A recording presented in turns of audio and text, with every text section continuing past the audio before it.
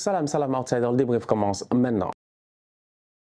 Il s'est passé énormément de choses ce week-end en Première Ligue. Arsenal a gagné 2-0 face à Brighton. Arsenal reste au top de la Première Ligue, au sommet de la Première Ligue. L'éléphant est toujours là. Cependant, d'un autre côté, le choc réellement ce week-end, c'était entre Liverpool et Manchester United. Malgré la victoire de Chelsea, bon, ça, c'est bien. C'est bien, Chelsea a gagné, c'est bien.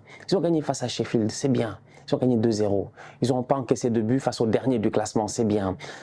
C'était même pas le but en fait. Le but n'était même pas de parler de Chelsea. Je pense que j'avais prévu de faire tout un débrief sans parler de Chelsea. Mais tant qu'à y être, on va en parler maintenant. Chelsea fait un bon match face à Sheffield United, franchement. Raheem Sterling, Cole Palmer, c'est des boys qui sont pertinents depuis le début de la saison. Nicolas Jackson, quand il faut mettre un tap-in, faut même pas te fatiguer, il est là, il est pertinent. En plus de ça, je pense qu'il est à quoi 6 ou 7 buts cette saison en Première Ligue. C'est une équipe de Chelsea qui a perdu son Reece James, donc nous tous on sait que c'est compliqué, c'est le capitaine. Franchement, j'ai vu des gars faire des blagues en ligne, j'étais mort de rire. Les gens ont dit que Reece James, il a cru qu'il est encore durant le Covid. Voilà un capitaine qui fait du télétravail, un capitaine qui n'est jamais sur le terrain, il est toujours à la maison. C'est pour rire, bien entendu, c'est dommage. Reece James, encore une fois, une nouvelle rechute, il est blessé, donc voilà, on lui souhaite juste un rétablissement parce que ce boy-là, c'est un excellent joueur de football. Donc c'est une équipe de Chelsea qui vient avec une défense où ils sont obligés de s'arranger. Axel Disasi, Colwill, tout ça, tu as des centraux qui jouent des positions de latéraux. Cependant, ça tient face à Sheffield. Eddie Nketiah a mis un triplé face à Sheffield. Et le week-end là, je suis même pas venu débriefer. Je suis même pas venu jubiler parce qu'il n'y avait rien à jubiler. Donc, belle victoire de Chelsea 2-0. Ils se sont gérés. Mudryk, même face à Sheffield, il est inconsistant, il est incohérent, il n'est pas rassurant, il ne se gère pas. Donc voilà, les Blues ont fait le travail. 2-0, c'est bien. Maintenant, passons aux choses sérieuses. Liverpool a joué face à Manchester United. Liverpool est premier au classement avant le match. Liverpool doit se gérer. On s'attend tous à ce que Liverpool, peut-être, ils fassent comme ils ont fait la saison passée. Quand ils ont gagné 7-0, que Liverpool vienne mettre un... J'ai dit bien, qui tape Manchester United et Liverpool. Aujourd'hui, ils en ont raté des occasions. En début de match, ils auraient pu peut-être mettre un but, mettre 2 buts. Cependant, aujourd'hui, ils sont tombés franchement entre vous et moi sur une équipe de Manchester United qui, offensivement, n'a absolument rien montré. Mais défensivement, ils ont été solides.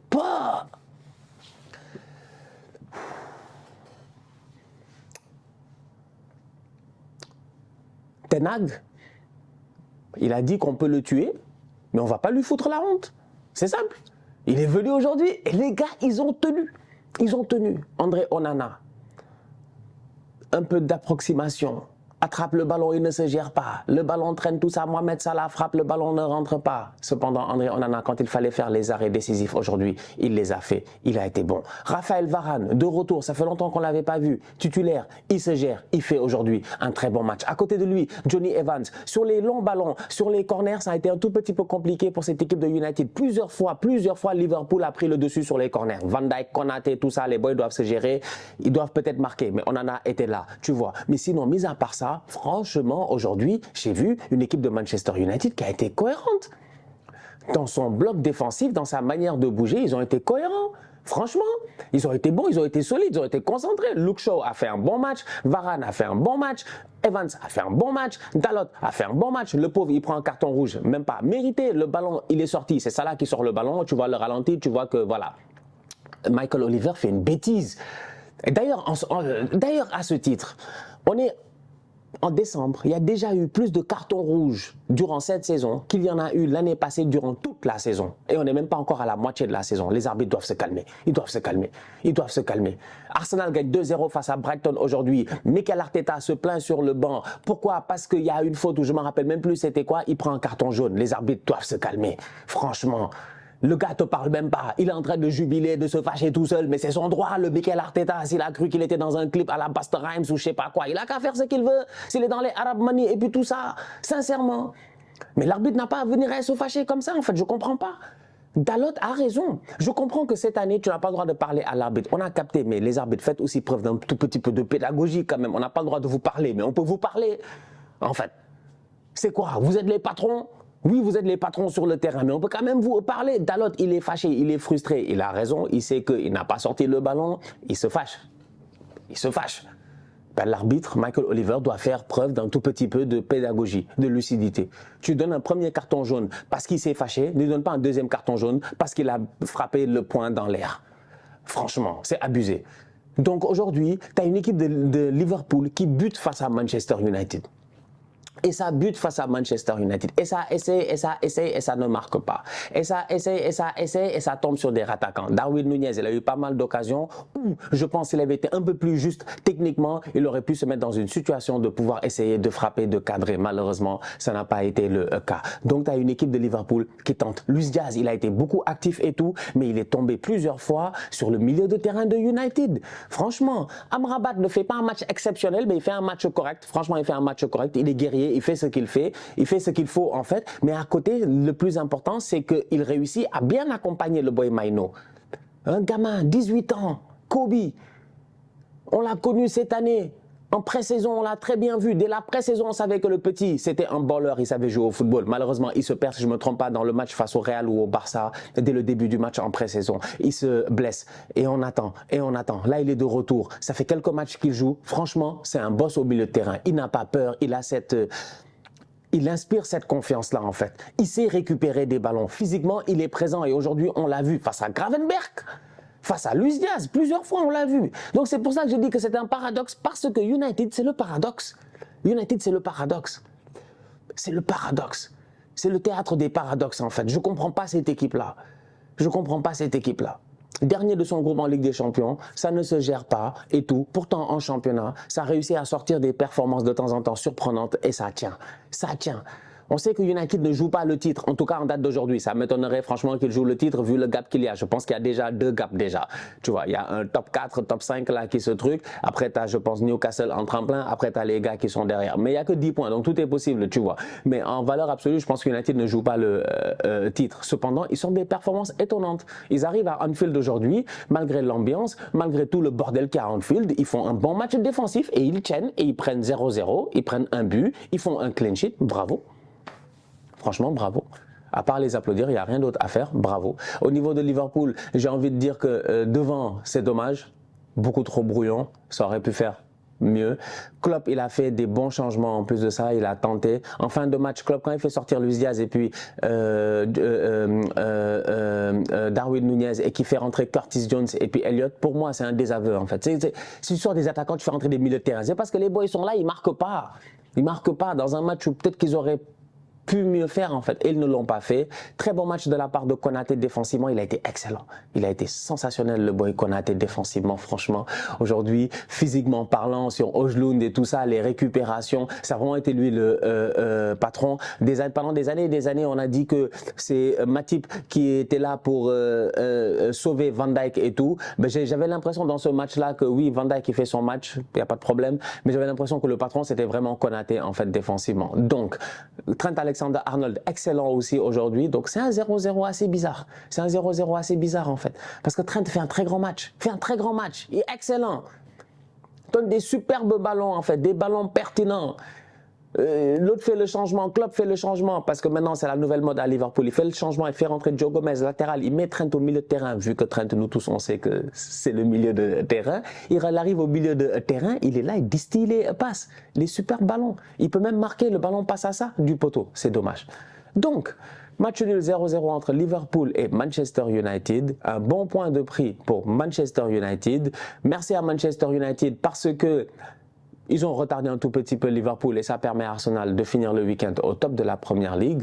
Donc, on va voir ce que ça va donner. Est-ce que ça va permettre à United de se relancer? Parce qu'on a vu quand même des choses intéressantes dans ce match-là. On a vu un Maino intéressant. On a vu un double pivot, en tout cas, Maino, Amrabat intéressant. On a vu un Scott McTominay un tout petit peu perdu dans cette position de numéro 10, là où joue d'habitude Bruno Fernandes. Donc, peut-être que Bruno Fernandes, Maino, Amrabat, c'est peut-être une option qui peut être intéressante parce que Scott McTominay est un boy qui se projette beaucoup, il pousse beaucoup vers l'avant.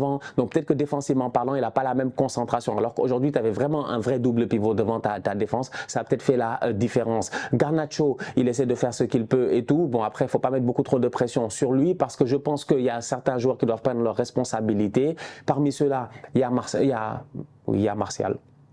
Mais entre autres, il y a Rashford qui est rentré dans le match. C'est quand même dommage, tu vois. Rashford est censé être un taulier dans cette équipe-là, un patron dans cette équipe-là. Il n'a rien à faire sur le banc. Donc Rashford doit tout faire pour essayer de reprendre sa place au niveau de Manchester United. Donc j'ai hâte de voir franchement la suite de la saison de United. Mais pour le moment, Ten Hag, j'ai l'impression qu'il s'en sort. Il s'en sort en fait, il va s'en sortir.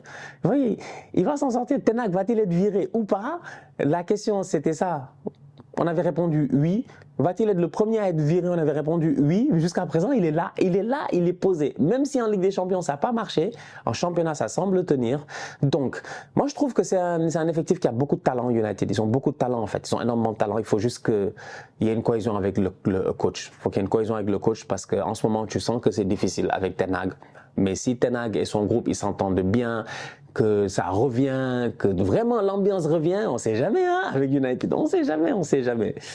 En tout cas, bon match aujourd'hui face à Liverpool. C'est pas facile d'aller prendre des points face à Liverpool, surtout en ce moment, donc bien joué. Arsenal a gagné 2-0 face à Brighton, pas grand chose à dire. Belle performance de la part des Gunners. C'est plutôt Brighton qui a déjoué. Brighton n'a rien montré aujourd'hui d'intéressant. Brighton est une équipe qui d'habitude est offensivement dangereuse. C'est une équipe qui sait porter le ballon. Normalement, ils ont des passes que toi-même tu ne comprends pas. 1, 2, 3, pas, ils ont trouvé Adingra ou bien Mitoma. Aujourd'hui, ça n'a pas été le cas. Franchement, Arsenal a fait le travail. Peut-être sur quelques occasions, oui, de temps en temps, on a vu que... Tu vois, moi, Ben White, il me stresse.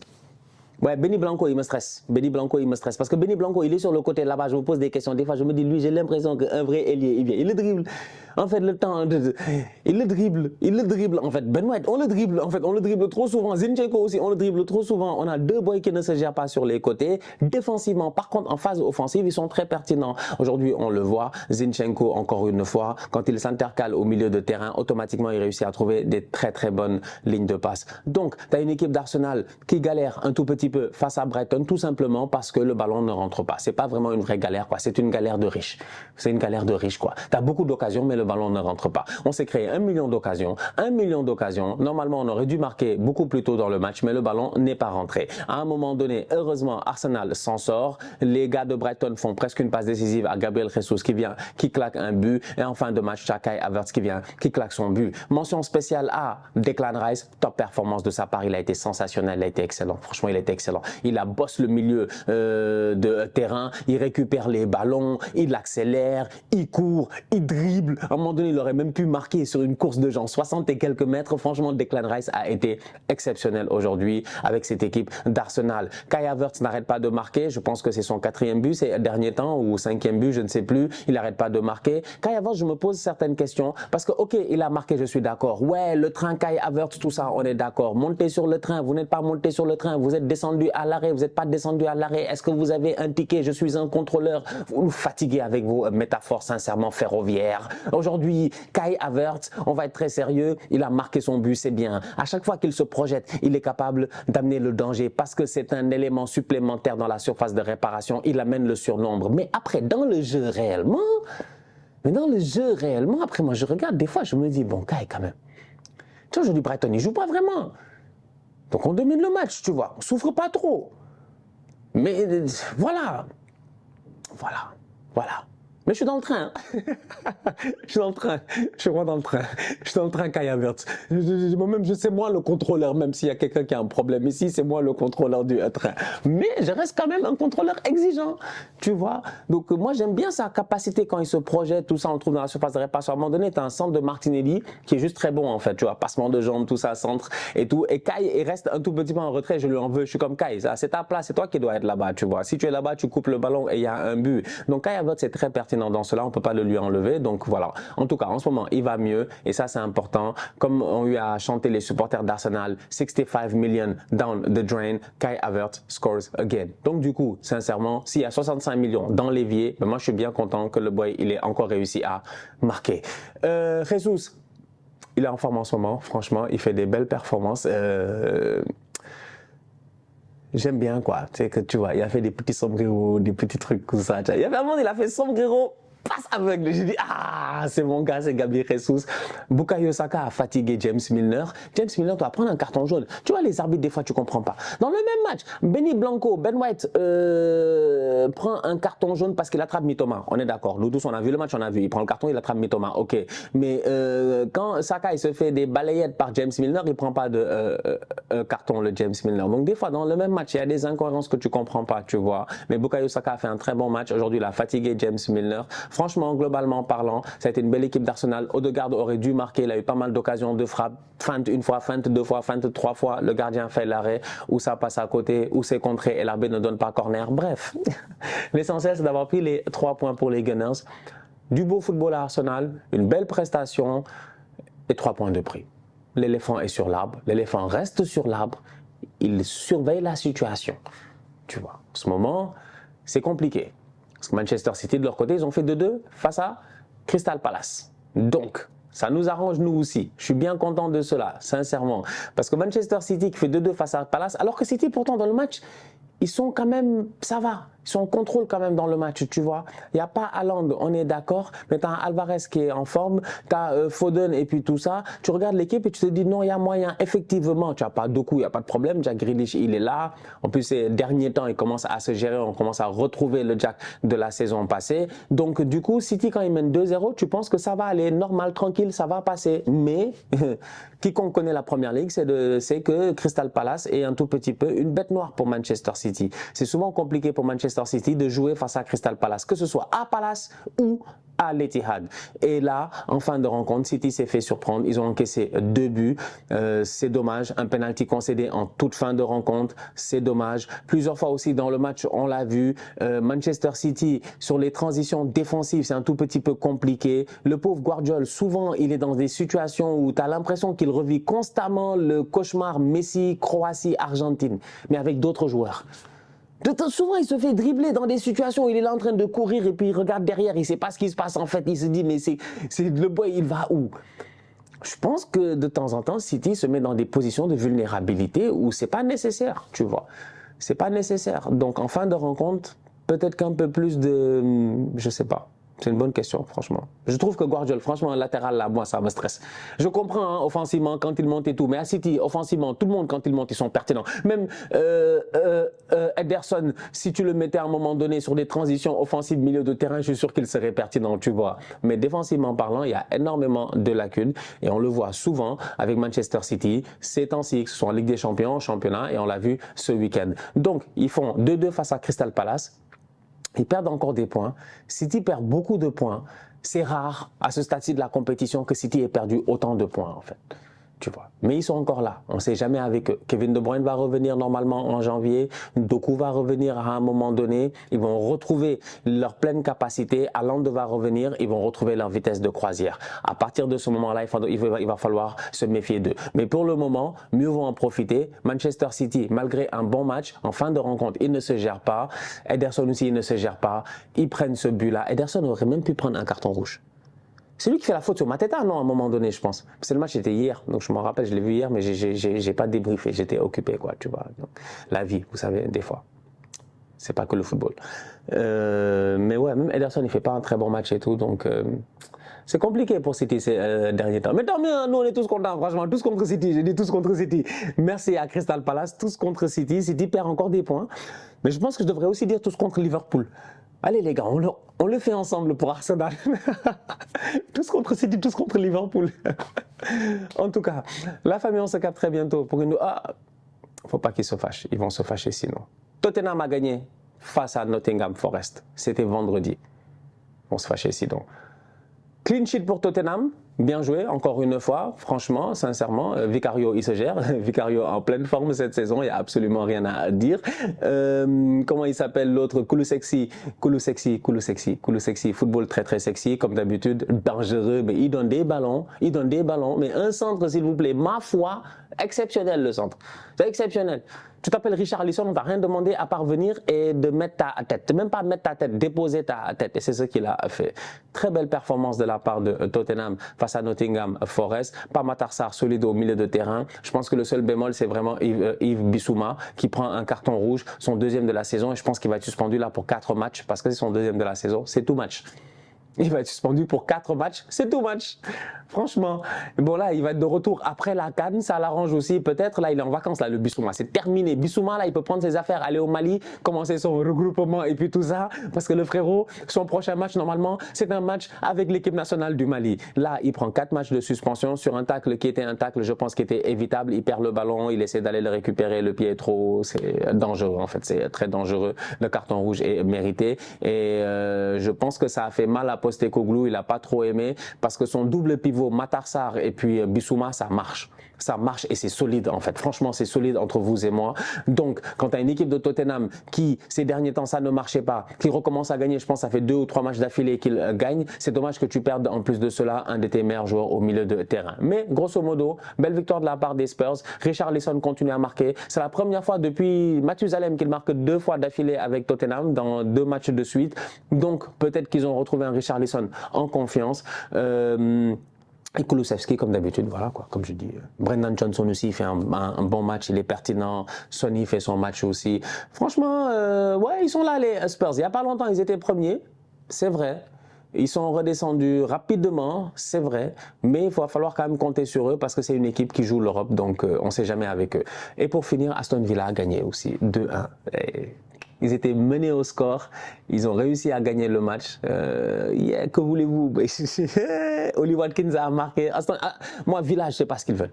Villa, franchement, je ne sais pas ce qu'ils veulent. Villa, je ne sais pas ce qu'ils veulent. Si Unai Emery est capable de gagner le championnat avant qu'Arsenal gagne le championnat ici, je ne sais pas ce qu'il veut lui, en fait, je ne sais pas ce qu'ils veulent, mais ça joue très bien au niveau d'Aston Villa. Même dans les journées compliquées, ils réussissent à s'en sortir. Donc bref, gros week-end de Première Ligue, franchement, c'était encore une fois un excellent week-end de football. On se capte dès cette semaine, en fait dès demain pour le tirage au sort de la Ligue des Champions et dès cette semaine pour je pense qu'il y a de la Liga, et la semaine prochaine il y a Arsenal, Liverpool avant Noël. Bref, la famille, j'espère que vous serez là parce que je serai là. D'ici là, on continue à liker, on continue à partager, on s'abonne, on est ensemble, on reste en santé, c'est le plus important. Southsider.